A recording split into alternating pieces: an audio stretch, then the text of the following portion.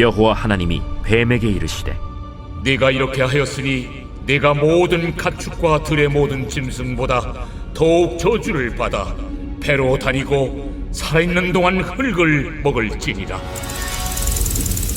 내가 너로 여자와 원수가 되게 하고 내 후손도 여자의 후손과 원수가 되게 하리니 여자의 후손은 내 머리를 상하게 할 것이요 너는 그의 발꿈치를 상하게 할 것이니라. 또 여자에게 이르시되 내가 네게 임신하는 고통을 크게 더하리니 네가 수고하고 자식을 낳을 것이며 너는 남편을 원하고 남편은 너를 다스릴 것이니라. 아담에게 이르시되 네가 네 아내의 말을 듣고 내가 네게 먹지 말라 한 나무 열매를 먹었은즉 땅은 너로 말미암아 저주를 받고 너는 내 평생에 수고하여야 그 소산을 먹으리라. 땅이 내게 가시던 물과 엉겅퀴를 낼 것이라. 내가 먹을 것은 밭의 채소인즉 내가 흙으로 돌아갈 때까지 얼굴에 땀을 흘려야 먹을 것을 먹으리니 내가 그것에서 취함을 입었음이라. 너는 흙이니 흙으로 돌아갈 것이니라. 아담이 그의 아내의 이름을 하와라 불렀으니 그는 모든 산자의 어머니가 됨이더라. 여호와 하나님이 아담과 그의 아내를 위하여 가죽옷을 지어 입히시니라. Every day is Sunday. 우리의 매일을 썬데이로 세팅하라. 오늘도 하나님께서 우리에게 들려주신 이 말씀 통하여서 풍성한 은혜 누리시기를 축복합니다. 죄는 무엇일까요? 죄는 이 헬라어로 하마르티아, 곧 양궁에서 화살을 쏘았을 때 관역을 벗어났다는 의미를 지닌 단어입니다. 우리가 세상을 살아가며 익숙한 이 죄의 이미지는 잘못된 일 또는 끔찍한 사건과도 같은 이미지죠.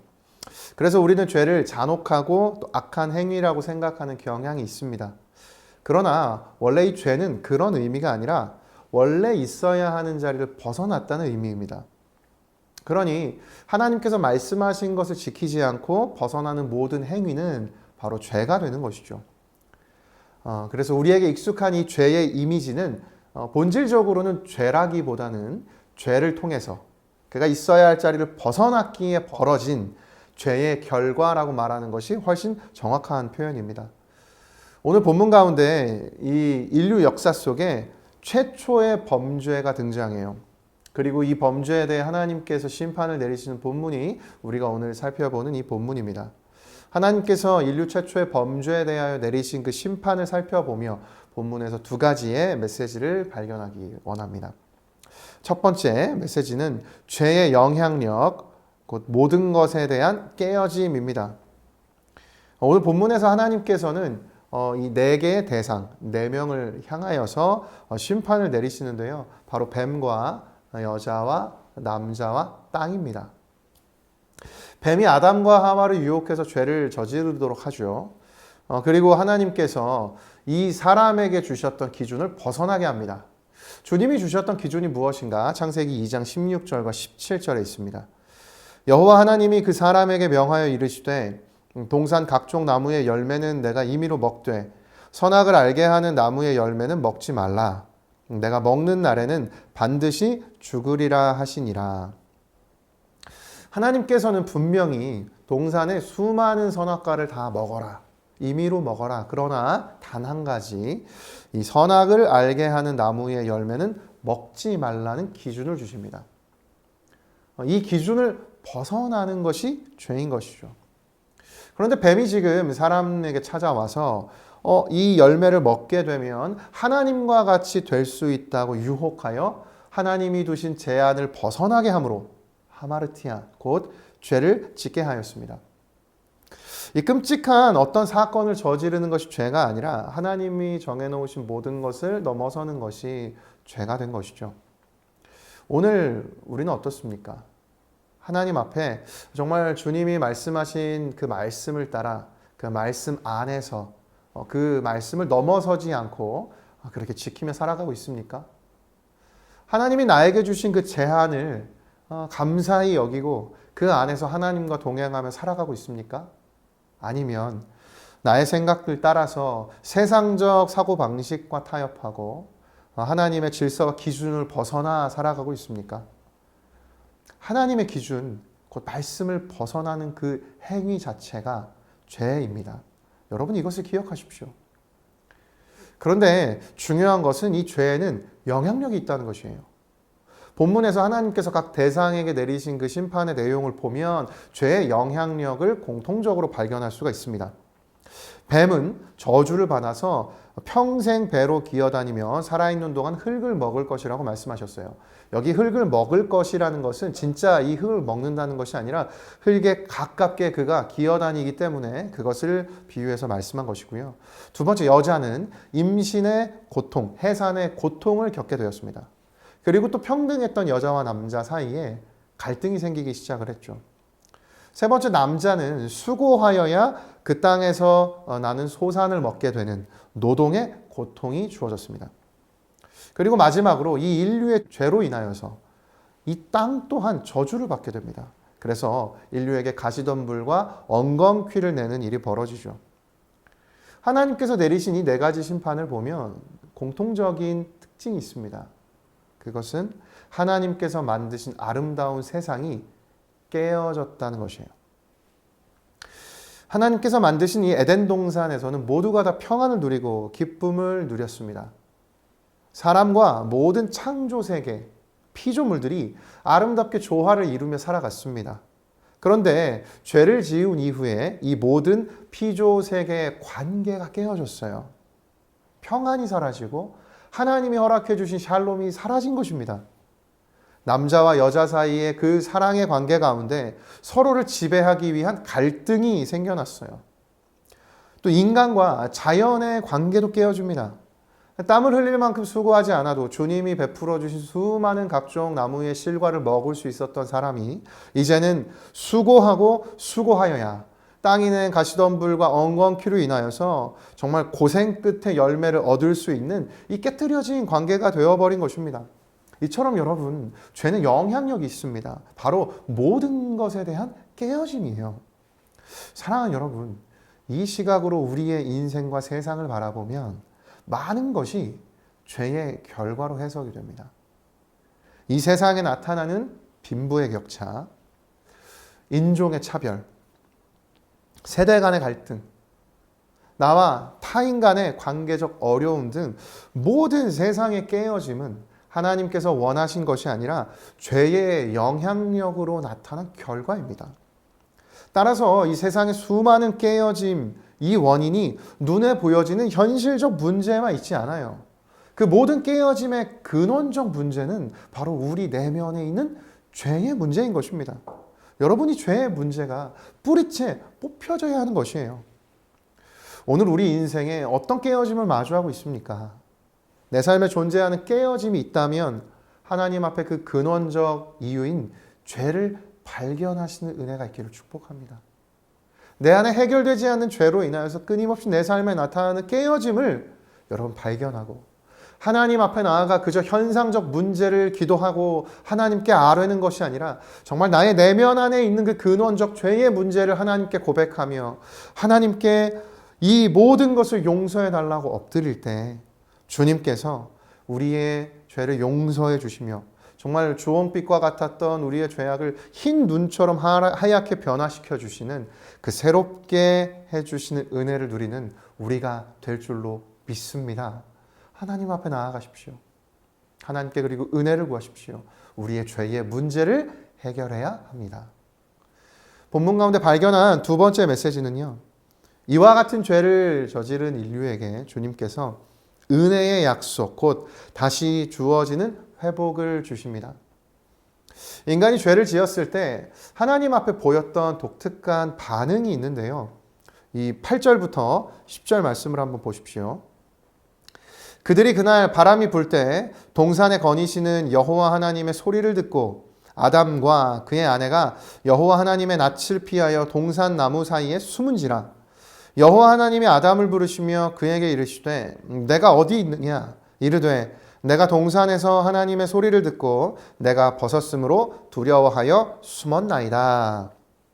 이 죄가 가지고 온 예상치 못한 깨어짐 하나가 더 있습니다. 그것은 바로 하나님과의 관계 깨어짐이에요. 그 어느 것도 분리할 수 없었던 인간과 하나님의 관계가 지금 깨뜨려진 것입니다. 그뿐만이 아니라 죄는 그 죄를 지은 대상에게 부끄러움과 수치를 가져와요. 본문은 그 모습이 여실히 지금 나타나고 있습니다. 하나님께서 아담을 부르십니다. 그런데 단 한 번도 하나님과의 관계에서 피해 본 적이 없던 아담이 하나님의 목소리를 듣고 나무 사이에 숨습니다. 자신의 부끄러움과 수치로 인해서 하나님 앞에 그가 설 수 없었던 것입니다.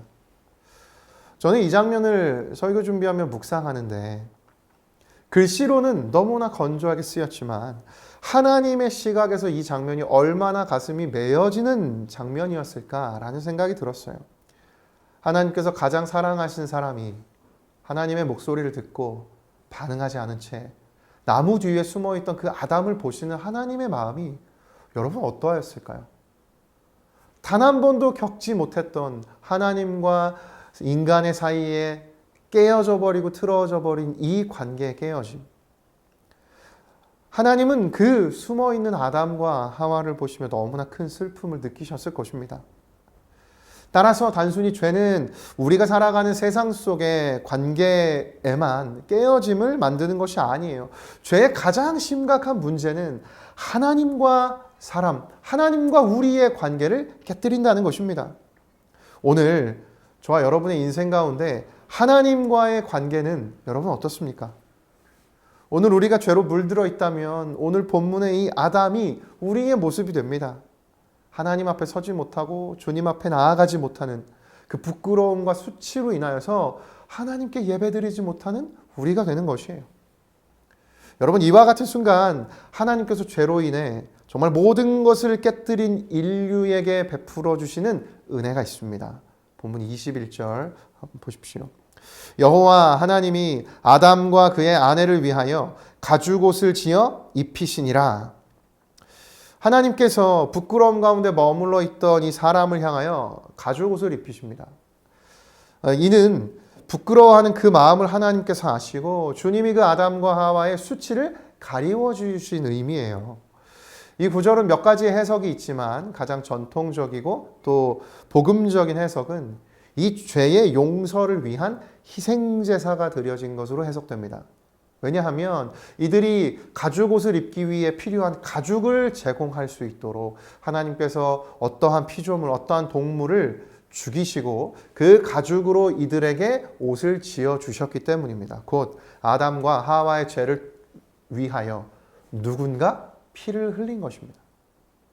그리고 이것은 단순히 한 희생 제사뿐만이 아니라 더 나아가 온 인류의 죄를 위해 피 흘리신 예수 그리스도의 십자가 은혜로까지 이어지는 것입니다. 사랑하는 여러분, 죄를 덮는 은혜가 있습니다. 여러분이 은혜를 믿으십니까? 아멘. 그 은혜가 오늘 우리에게 주어져 있어요. 십자가 은혜. 모든 죄악을 깨끗게 하시고 예수 그리스도의 의로움이 오늘 우리의 의로움이 되도록 하는 하나님의 은혜가 있습니다. 여러분, 지난 한 해가 어떠한 한 해이셨습니까? 삶 가운데 마주한 깨어짐이 있던 또 그러한 한 해이셨습니까? 여러분, 이 새해 가운데 하나님이 다시 이 말씀을 주시는 이유가 있다면 주님이 다시 베풀어 주시는 그 은혜가 있다. 오늘 우리에게 이 소망을 선포해 주시는 줄로 믿습니다. 사랑하는 여러분, 하나님이 반드시 이루시는 다시 주시는 회복이 있습니다. 다시의 은혜가 있습니다. 반드시 회복되는 줄로 믿습니다.